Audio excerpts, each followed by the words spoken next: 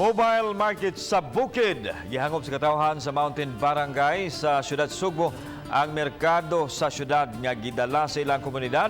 Diin ang presyo sa mga gibaligya gibase sa karbon ug sa pasil.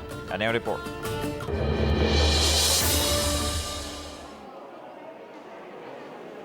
Abundas sa salapi ang mga tao human na kubra ang ilang ayuda sa SAP. Dili man sila makalugsong sa syudad tungod sa enhanced community quarantine, ang mobile market mao'y gipadala kanila sa city government. Nagdala kini og mga labas nga mga isda nga ang presyo susama sa karbon ug pasil. Adunay mamsa, suno nga puwa, bangos ug uban pa. Ang isda gyud nihit og supply karon.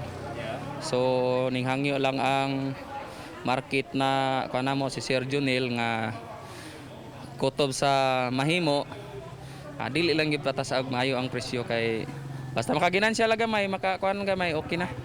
Samtang ang manok blockbuster kay dili kinilo ang presyo, binuok nga usahay tag 2 ka kilo ang timbang apan ang presyo 130 pesos lang.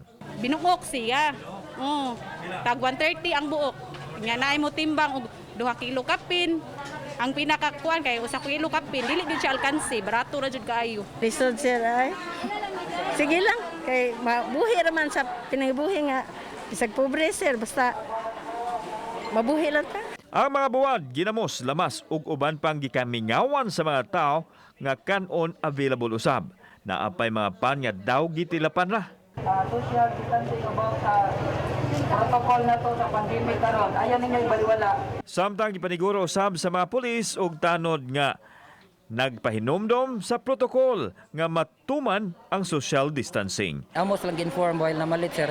Ginform sad nato ang mga katawhan nga magdistansya kay mo ni siya para masabtan nila nga mo ni safety precautions during sa ato ang pandemic karon.